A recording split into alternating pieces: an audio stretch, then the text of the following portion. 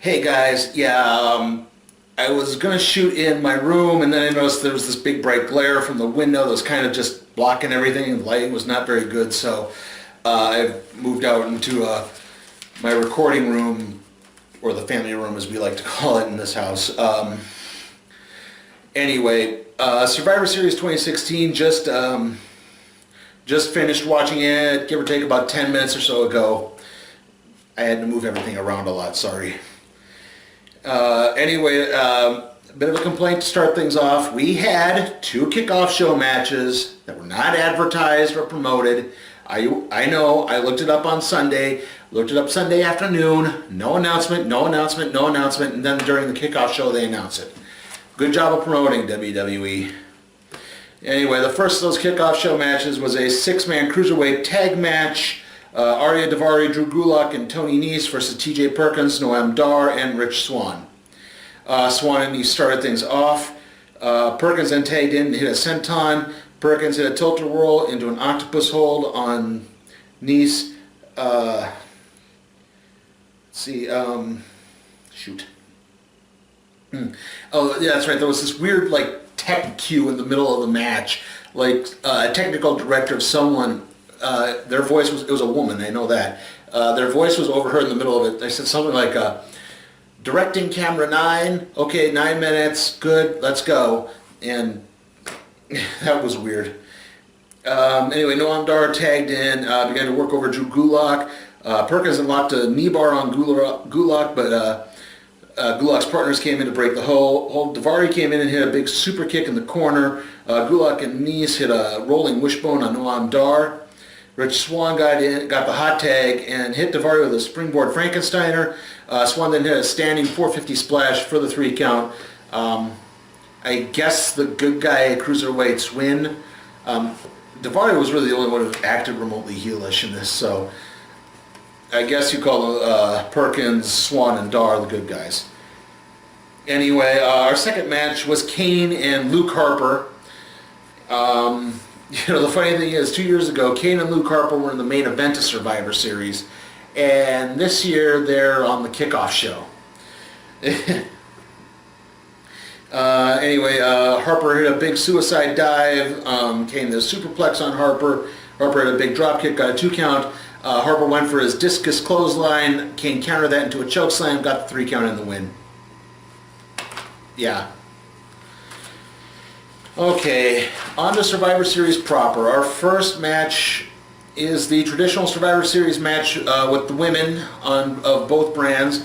Team Raw, Charlotte, Sasha Banks, Bayley, Nia Jax, and Alicia Fox versus Team SmackDown of Becky Lynch, Alexa Bliss, Carmella, Naomi, and, well, supposed to be Nikki Bella, but then Nikki's music played, she didn't come out. It played again, she didn't come out. They then cut backstage. Nikki had been knocked out, hurt her neck again, and this forced Natalya to have to come in and join the squad. Who it is, probably not knowing. I'm guessing it was probably Natalya trying to one-up Nikki. There was a brief schmoz until Nia Jax entered the ring and began throwing the SmackDown women aside all over the place. Carmella and Alicia Fox started off. Fox eliminated Carmella with an axe kick. Then Alexa Bliss, came in and hit her finisher, I forget what it's called. Something is Bliss.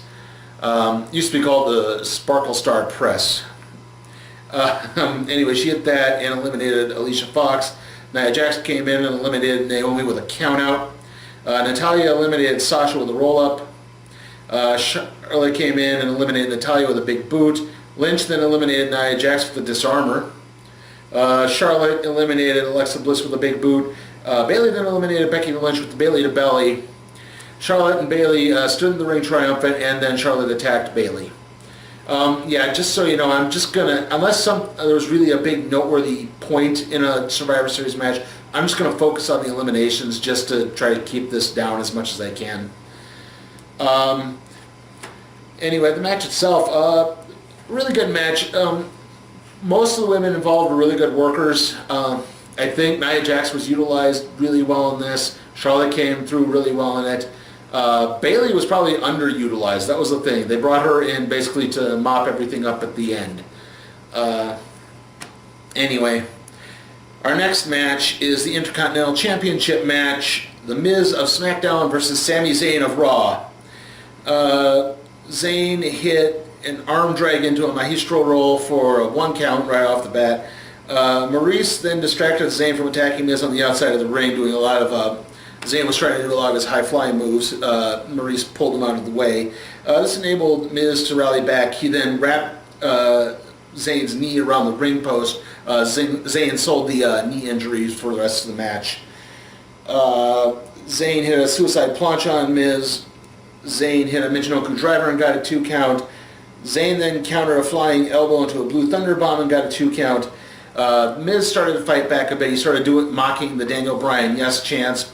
Again, they're still carrying this Daniel Bryan feud. I have no idea where it's going to go. Daniel Bryan, as far as I know, cannot wrestle, has still not been medically cleared to wrestle, will not wrestle again. So I have no idea what they're going to do with that. Eventually, Zayn rallied back and locked Miz in a figure 4 leg lock. And then Maurice got to the timekeeper's area and rang the bell. And so Zayn thought he won and started celebrating. That enabled Miz to get a roll-up for the 3 count and the win. Miz retains the Intercontinental Championship. Okay, as for the match itself here, it was pretty pedestrian. I guess the big shock there is I honestly did think that Zayn was going to win. They were going to move the Intercontinental belt to Raw because the other major singles match with the title involved was the Cruiserweight title with Kalisto, and that they would move the Cruiserweight division to SmackDown, especially since WWE Network is doing their 205 Live Cruiserweights only show, and they're going to be taping that at SmackDown, so it only made sense to move that belt to SmackDown, and thus I think they would just do a title for title switch. On the bright spot though, this at least means that SmackDown has a secondary title that's not restricted by a weight limit the way a Cruiserweight title would be. So there's that as a bonus. Okay, our next match of the evening is another traditional Survivor Series match. The Team Raw tag teams and the Team SmackDown tag teams. I'm not going to go over who's all involved in this. There's just way too many people. You could see for yourself on the screen, probably right now at least. Anyway, Fandango and Big E started off. Fandango started handing out Uggo tickets to everyone around the ring. Literally everyone, including Xavier, who got 4 or 5 of them, and immediately New Day hit the midnight hour on Breezango and eliminated him. The Usos then came in. Jimmy hit, I think it was Kofi with a super kick, and New Day was eliminated. After another round of fighting, the Club came in and hit the Hype Bros. I believe it was Zack Ryder with the Sorry, there's a police siren going by. The Dream Killer with, the Dream Killer on, I think it was Zack Ryder, eliminating the Hype Bros, basically. American Alpha then came in and eliminated the Shining Stars of the Top Rope Bulldog, Shades of the Steiner Brothers. Beauty and the Man Beast came in and eliminated the Club. Enzo and Cass came in and eliminated Beauty and the Man Beast. The Usos eliminated Enzo and Cass. And then Sheamus and Cesaro eliminated the Usos. What happened there at the end was Cesaro had, I think it was Jey Uso in the sharpshooter. Jimmy came in to try to hit the super kick, but Sheamus hit Jimmy with the Brogue Kick, and Jey tapped out. Bit of a shock here. I thought what they were going to do is, because of the way we had the 3 brand versus brand Survivor Series matches, that they would have SmackDown win one, then Raw win the other, or Raw win one, then SmackDown the other, and then there would be a rubber match later on, which we'll cover. And again, the match itself was actually really good. To be honest, it was my match of the night. I was thinking this was going to be a car crash, and they really did a good job of telling the story. It was well paced. The eliminations came well. It wasn't plotting, which can happen sometimes in Survivor Series matches. Again, the only real disappointment was that I wanted SmackDown to win, so that, again, we'd have a rubber match for the 3rd Survivor Series match. But, whatever.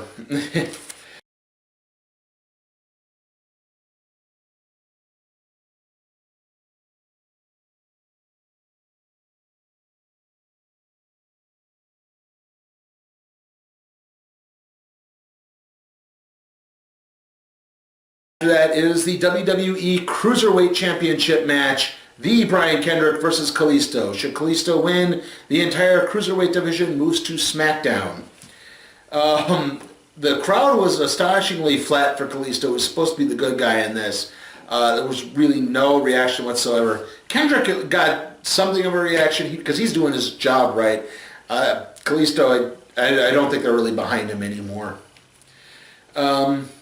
Early on, Kalisto hit a head scissors and followed it up with a suicide plancha.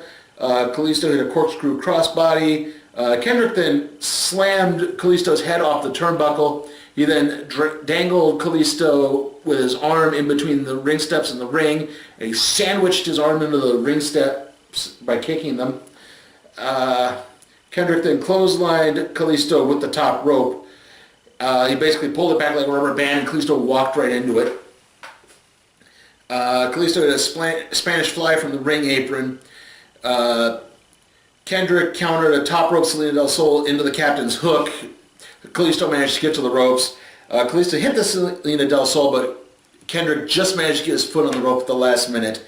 At that point, Baron Corbin ran into the ring and hit the end of days on Kalisto for the DQ. Kendrick retains. Not a really big deal there. Again, kind of tipped off when the Intercontinental title didn't change hands that they probably weren't going to change anything really.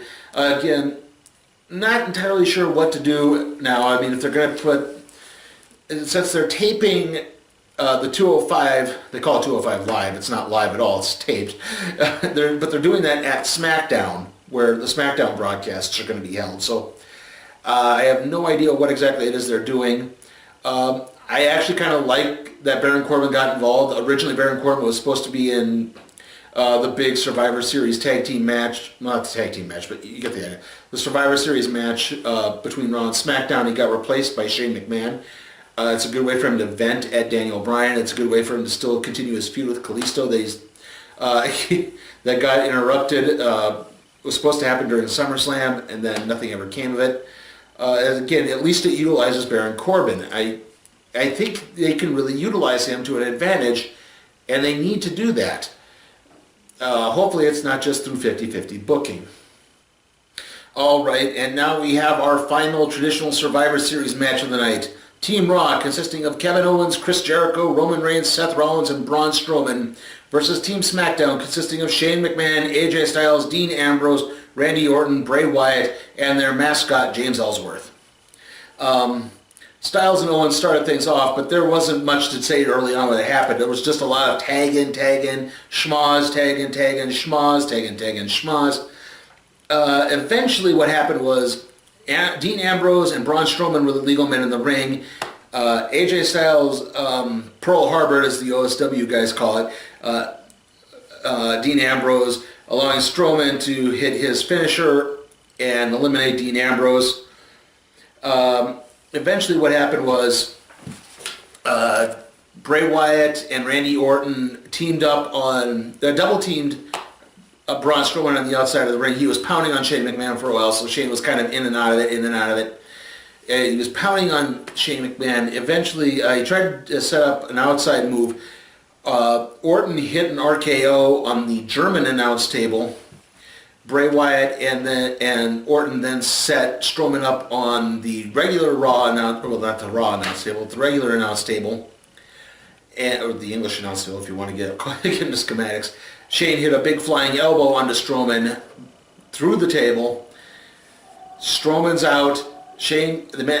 AJ and Orton and Wyatt pick Shane up and get him back into the ring. As the refs count into 10, Strowman gets up. He starts trying to get into the ring, James Ellsworth, turns out, was hiding under the ring and grabs Strowman's foot, preventing him from entering the ring. Strowman gets counted out and eliminated that way. Strowman then beats up James Ellsworth and throws him off the stage. Team Raw then beat on Shane for a while. At this point, Owens then grabbed...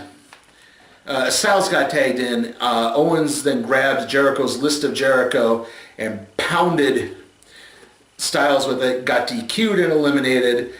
Then Jericho came in and Orton hit him with an RKO. Orton eliminated Jericho. Shane tagged in, tried to hit Roman Reigns with the Van Terminator. Reigns countered that with a spear. Shane got knocked out, thus he was eliminated. It's at this point in the ring that, again, there was a big brawl outside the ring. Dean Ambrose then came down and started beating up on AJ Styles, and we had a brief Shield reunion as they triple power bombed AJ through the Spanish announce table. That enabled Rollins to pin Styles. Styles was eliminated. Styles then was beating up on Bray Wyatt. He went for a frog splash. Orton hit an RKO on Rollins. Wyatt pinned him. At this point, Luke Harper then appeared. It looks like they were basically cornering Roman Reigns. They fought and fought and fought. Eventually, Reigns went for the spear on Wyatt, but Orton pushed Wyatt out of the way. So Reigns speared Wyatt. Wyatt immediately got up and hit the Sister Abigail on Reigns for the victory. Team SmackDown wins.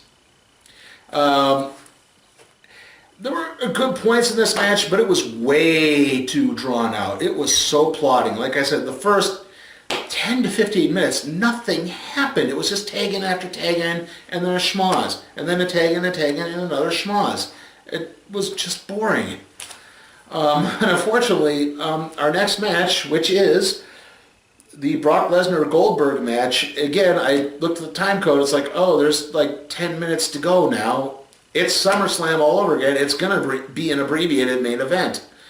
And yeah, it was right off the bat. Bell rings. Lesnar tosses Goldberg into the corner. Goldberg comes out, immediately spears Lesnar again, hits the jackhammer, 1, 2, 3, match over. You know, I was really digging this show right up until the last two matches. One was too long, and the other was too short.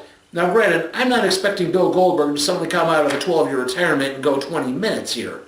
But if you're going to do that, why not switch them around and have the Goldberg event precede the big Survivor Series tag team match? And even then, maybe you could tighten that Survivor Series match up just a little bit. Well, that and the whole pre-show matches really did kind of drag the show down for me, big time. I'm just going to have to give Survivor Series 2016 a C. And, well, next wrestling video will be December 4th, which is TLC. And then 2 weeks after that will be Roadblock. I'm in the middle of scripting the Teenage Mutant Ninja Turtles Black and White Classics Volume 1 review, with a random trade review, so that should be coming out on time. See you all next time.